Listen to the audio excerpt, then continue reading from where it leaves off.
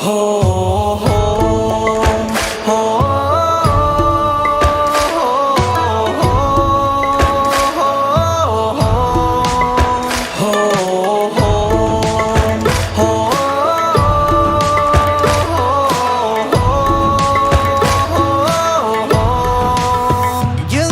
នតោគឺដើម្បីចូលរួមជាកម្លាំងជាកាបដូចផ្ដើមអ្នកទុំនាងខ្ពងរៀបទុនលេអ្នកនៅឆ្នេរគុំចាំរារេ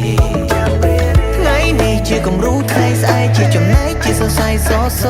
សាវតាខ្មែរបានល្បីល្អ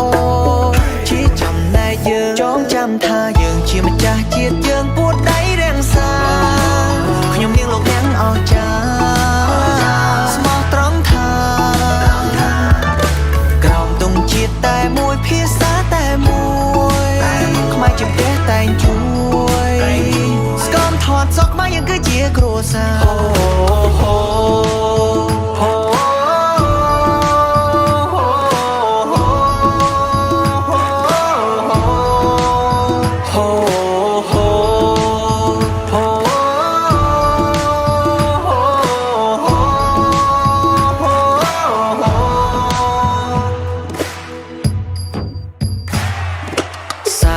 ញញឹមកម្ពុជាទូឃ្លៀកឃ្លៀផ្ញើចិនជួបជុំ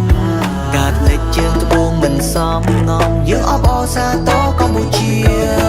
ញញឹមជាមួយផងសាងអនុសាសន៍ធ្លាប់បងកុំឲ្យវេលានេះរំលង